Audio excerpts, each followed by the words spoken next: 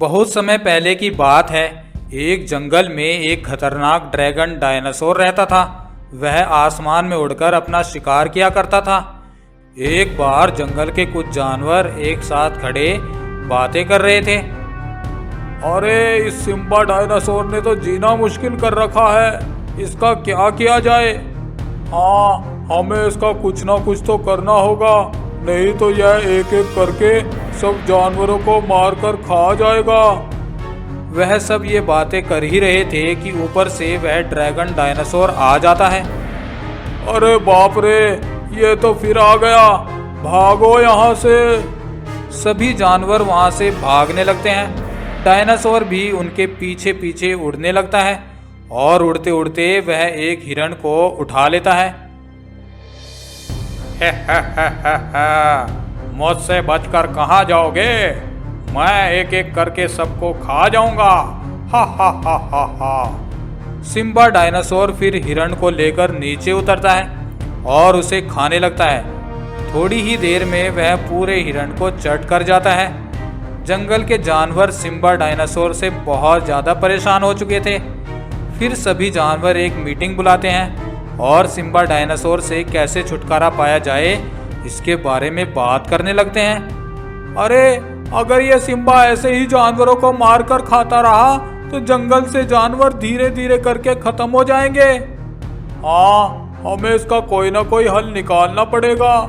तभी एक भालू बोलता है, मैं किसी को जानता हूँ जो इस ड्रैगन डायनासोर को मजा चखा सकता है, लेकिन हम सबको वहाँ उसके पास जाना होगा और उससे रिक्वेस्ट करनी होगी, शायद वो हमारी मदद कर सके।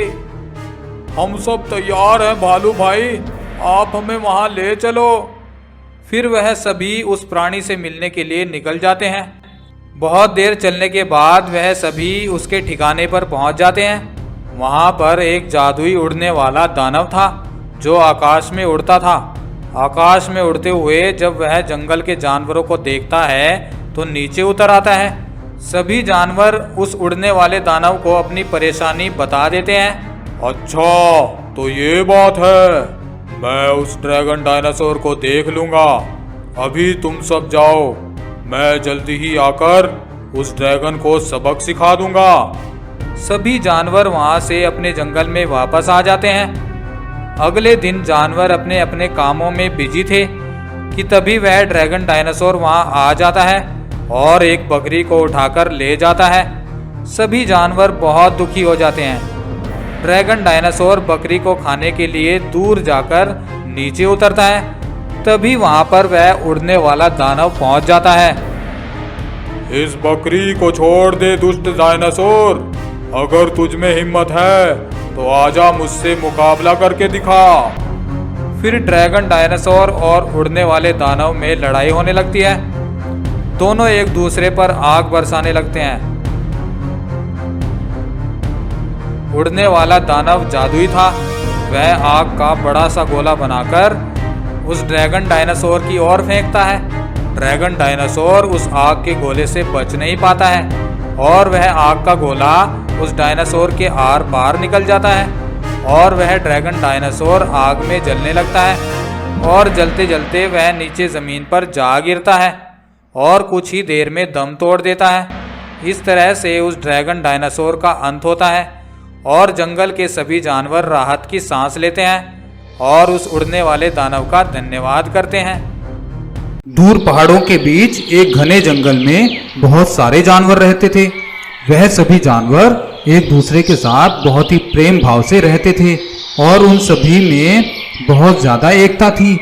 उन सभी का जीवन बहुत ही सुख से बीत रहा था। लेकिन एक दिन उनके सुखी जीवन पर जैसे ग्रहण लग गया। उस जंगल में एक दिन उड़ने वाले डायनासोर ने हमला बोल दिया और वह आकाश से नीचे आग बरसाने लगा।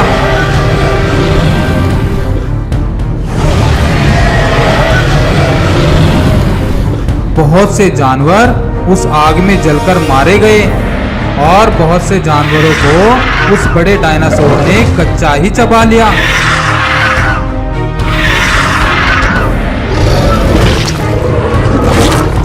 इस हादसे के बाद उस जंगल के सभी जानवर बहुत ज्यादा डर गए और जंगल में एक मातम सा छा गया।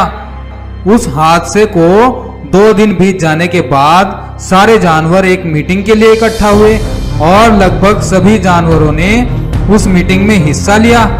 अब सभी उस अनजान सी मुसीबत से कैसे बचा जाए इसके बारे में सोचने लगे। सभी अपनी अपनी राय देने लगे। वह सभी मीटिंग में व्यस्त थे कि तभी अचानक से उस डायनासोर ने फिर से उन पर हमला कर दिया। जंगल के जानवर अपनी अपनी जान बचाकर भागने लगे। अरे भागो रे भागो, ये हमें जलाकर मार डालेगा। भागो रे, ये हमें कच्चा ही चबा डालेगा। और वह उड़ने वाला डायनासोर एक एक करके कई जानवरों को अपना शिकार बनाने लगता है और कई सारे जानवरों को खा जाता है।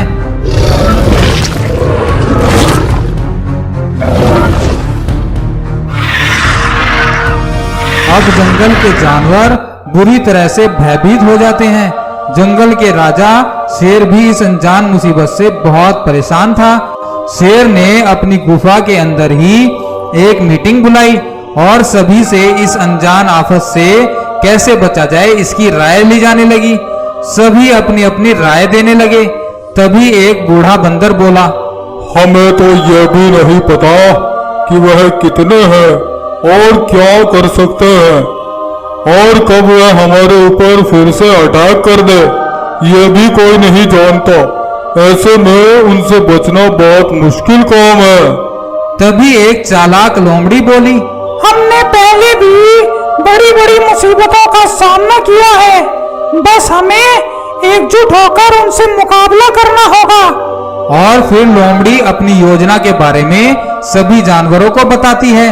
सभी जानवर लोमड़ी की योजना सुनकर बहुत खुश होते हैं। तुम्हारा बहुत बहुत धन्यवाद लोमड़ी। अब हम सब ऐसा ही करेंगे और अपनी एकता से इस मुसीबत से छुटकारा पा लेंगे। अब सभी जानवर लोमड़ी की योजना के अनुसार अपने अपने काम में लग जाते हैं। जंगल में एक बड़ी चिमनी थी। उस चिमनी के अंदर सभी जानवर लकड़ियां इकट्ठा करने लगे और चिमनी के ऊपर का हिस्सा एक बड़े ढक्कन से बंद कर दिया। एक भैंस की खाल में भूसा भरकर उसको चारे के तौर पर चिमनी के ऊपर खड़ा कर दिया गया ताकि वह डायनासोर जब आए तो भैंस को चारा समझकर चिमनी के ऊपर आ जाए। अब उस चिमनी में आग लगा दी गई और उसमें आग लगातार जलती रहे, इसके लिए जानवर उसमें लकड़ियां डालने लगे। चिमनी का ढक्कन खोलने के लिए एक बड़ी रस्सी का इंतजाम कर दिया गया ताकि जैसे ही वह डायनासोर चिमनी के ऊपर भैंस का शिकार करने आए तो चिमनी का ढक्कन खोलकर उसको आग में जलाया जा सके। कुछ समय बाद ही वह डायनासोर जंगल में आया और जैसे ही उसने भैंस को चिमनी के ऊपर देखा तो वह उसे अपना शिकार बनाने के लिए उस तरफ बढ़ा और जैसे ही वह उस चिमनी के ऊपर पहुंचा, हाथी ने जल्दी से चिमनी का ढक्कन खोल दिया और चिमनी में से एक आग का झोंका बाहर निकला और उस डायनासोर को जला दिया। डायनासोर आग में जलने लगा और कुछ ही देर में वह जलकर मर गया। इस तरह से जानवरों ने अपनी सूझबूझ और एकता के बल पर उस मुसीबत से छुटकारा पा लिया। इस कहानी से हमें शिक्षा मिलती है कि एकता में बड़ी शक्ति होती है, इसलिए हम सबको मिलजुल कर एक साथ कठिनाइयों का सामना करना चाहिए।